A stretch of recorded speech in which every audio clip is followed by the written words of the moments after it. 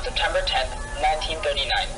We have received a telegram stating that Britain's filing warning to Hitler to retreat out of Poland, having been ignored, means that a state of war exists between Great Britain and Germany. That is right, folks. Another war has begun for Canada, and this is seized to eliminate all peace and freedom of mankind. As a part of the British Commonwealth, Australia, New Zealand, South Africa, and British Raj have all declared their alliances towards Great Britain to fight against the Nazi regime. The Irish Free State has decided to remain neutral thus far. On September 3, 1939, the President of the United States, Mr. Franklin D. Roosevelt, has declared that the United States wishes to remain out of the war and neutral.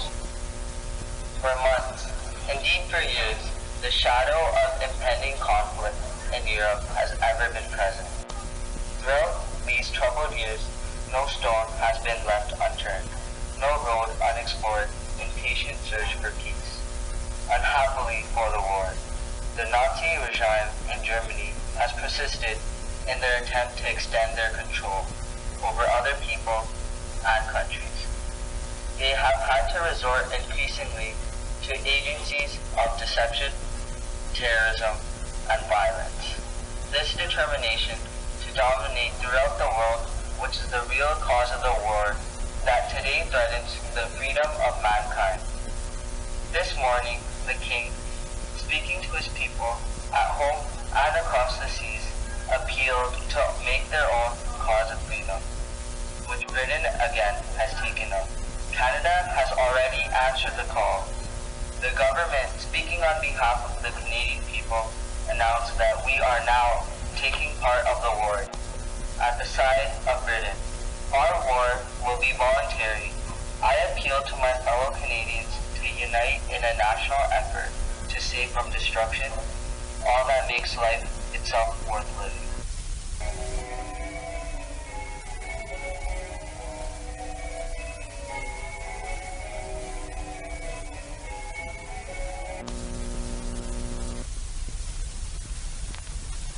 Don't kid yourself. It's up to you. Stop him. This is Pierce calling from Alberta, Canada. It is currently 11:30 a.m. fall, September 10, 1939. And surprisingly, it is currently raining and has rained 3 times already for the past week, according to locals. A farmer told me that the severe droughts and dust storms has now ended, although many others believe it is too soon to come to a conclusion. With the Dust Bowl turning a decade long in 3 months, we present to you the impacts that the drought has done to Canadians living in southern Alberta, who got hit the hardest by the dust storm. We have a farmer who has stayed here for the past 10 years, living all throughout the drought. Why don't you introduce yourself, Rob? My name is Robin. I was a farmer who had lost everything to the severe dust storm, which had caused major agricultural damage to my land. The dryness of the land and the extreme heat had destroyed all the years I had put towards my agricultural work. What struggles have you endured throughout the 1929 until now in 1939? I was in real debt and had no money to buy groceries and make payments for the farm. Many of my friends had lost hope for the land and had moved away. The drought had caused us to lose many of our crops, and the population growth had reached its lowest point. Many of my fellow farmers and I were jobless and barely had any food to spare. The prices have continued to fall for a very long time. We tried to plant our crops, but it's impossible. The dust would carry the seeds away, and the topsoil was ruined. Our farmland was also infested by grasshoppers who made things even more difficult. Many of the remaining farmers would line up for monthly aid relief program. The program was only for families and unemployed men, and they were sent packaging by relief officers by boxcar to British Columbia. What reaction did you have when you first saw the dust storm attacking your land? I was upset.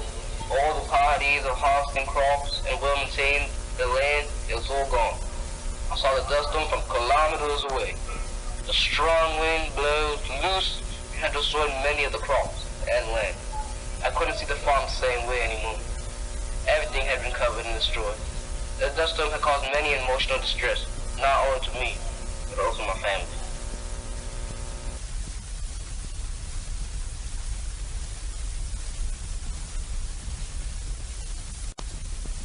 Stop waiting and get ready to be Hitler. Go.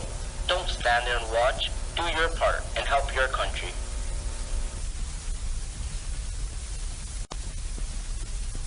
This is Suk Dhaliwal reporting from CBC, Toronto, Canada. In our new society today, women have entered our workforce and our Canadian forces. Men used to be considered to be the bread makers, and women were considered to be the housewives. However, nowadays, women are entering the workforce as well. Expert Robert Louis says women have entered the workforce because of the poor economic conditions. Most men have lost their jobs since the political downfall. Hence, women have to enter the workforce from their family going in debt. Because of the political downfall, women now are also making some money in their family. Despite the fact women working, many women report the hardship of finding jobs over men. Some women receive scrutiny for entering the workforce since they are married, maybe rightfully so. Also, women are criticized for not helping out their family raise children. On the flip side, we encourage all women to work towards the war effort, making ammunition such as bullets and shells to help our Canadian brothers, fathers, and sons beat the tyrannical Nazi regime. Now, for sports news. A tragedy has struck the Montreal Canadiens right before the 1939 to 1940 NHL season. Babe Seibert, the captain and key defenseman of the Montreal Canadiens, has tragically died after drowning on a family vacation. His death has left a big hole in the Habs defense, and questions will be asked about how the Canadiens will replace him and win the Stanley Cup for the first time in 9 years.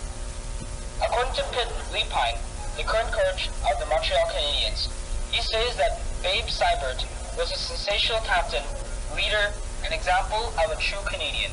His passion for the sport resembles a symbolic love for Canada's national sport. According to Cynthia Seibert, the sister of Babe Seibert, said that he drowned while rescuing his 2 daughters at Lake Huron. As a soft-spoken family man, fans at the Montreal Forum regularly witnessed him carrying his paraplegic wife to his seat for every home game and carrying her out after. Aside from the hockey-loving Canadian on the rink, he was a true Canadian on the inside, a family man. His loss will be remembered among Canadians. Seibert was a hero and represented Canadian heritage and their love for hockey. Every time you twist a nut, think of Hitler.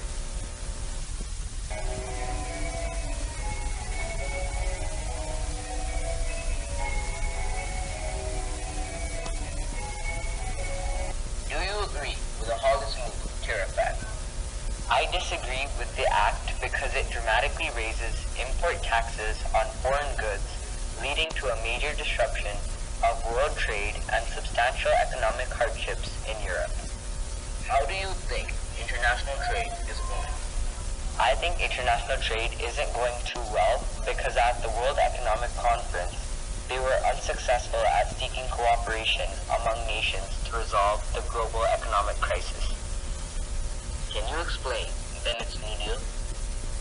Bennett's New Deal includes unemployment insurance for those who are jobless, minimum wage, which is a starting point for wages, work hour limits, which is a limit for how many hours of work a certain employee can do, fair trade and anti-monopoly legislation, help farmers deal with soil erosion and water conservation, and wheat board to control and oversee grain prices. How do you think the high tariffs will affect the international trade?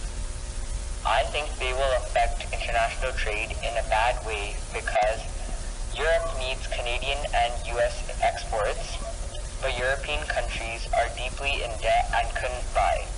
Protective tariffs were also started so less people bought things from elsewhere, such as gifts.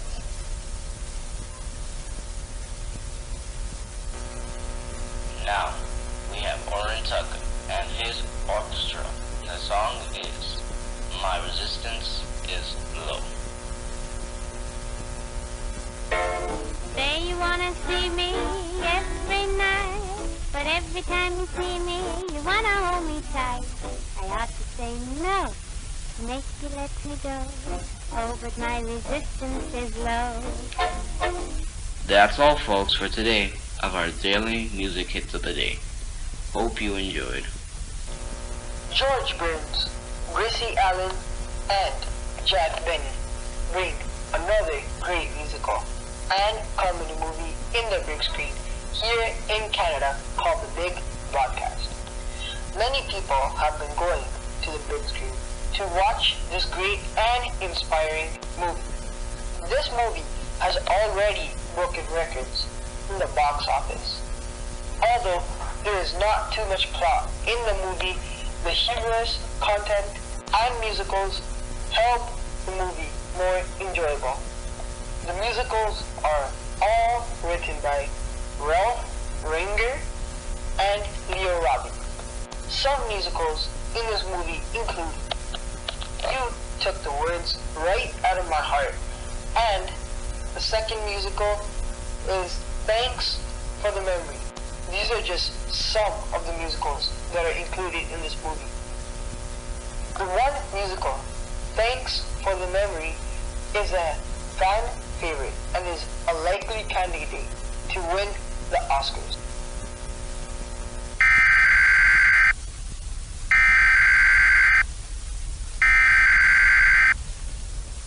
Suk and I, Rohan, are here to inform you with breaking news. The American government has just released that yesterday, December 7th, the Empire of Japan has attacked a harbor named Pearl, located in Hawaii, USA. This harbor housed a deep water naval fleet. Although casualties and losses are not known, President Roosevelt has said, "This is a day which we will live in infamy."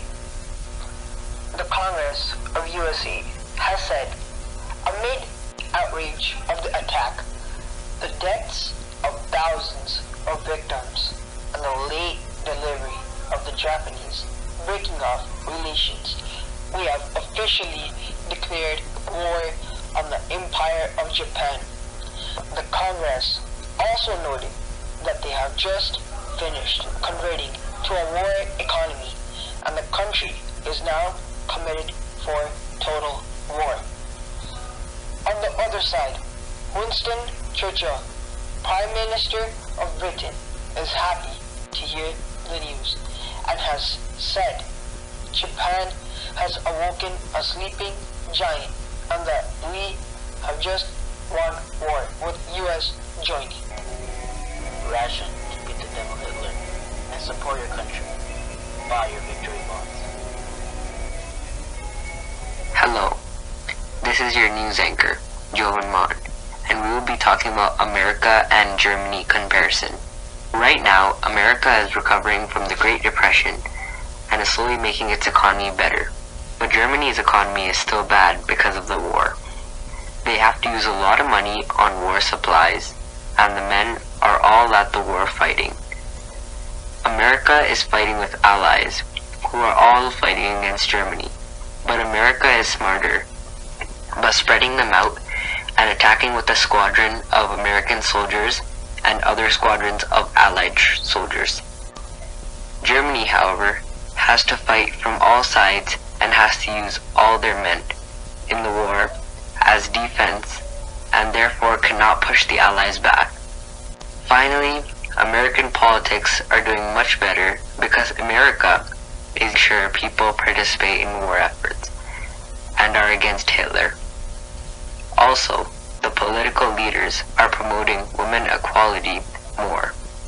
On the other hand, Hitler is a little too focused on expanding and conquering, that his people are starting to get scared of him, and he knows that at this rate, Germany will lose the war and he will be killed.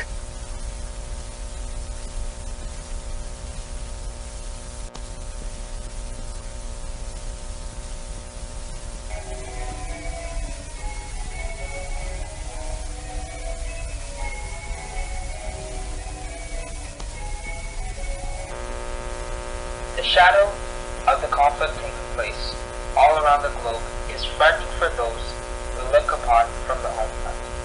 Our enemies, the Germans, the Italians, and the Japanese, have persisted to extend their control over other peoples and countries. For this, as Canadians, we must fear the rise and keep ourselves protected. We must detain and identify these enemy aliens that live among us and hold them in prisons and remote camps so that they don't pose a threat for our country. As Canadians, it is our duty to report any Germans on Canadian soil spying and subversioning. We must require all citizens of German, Italian descent to report their ethnic. Any Canadians sympathizing or supporting fascism and Nazism must be arrested and eliminated to make sure they do not spread across Canada. To protect ourselves, we must take them from our homes and hold them in prisons and remote camps. We must protect ourselves to win the war.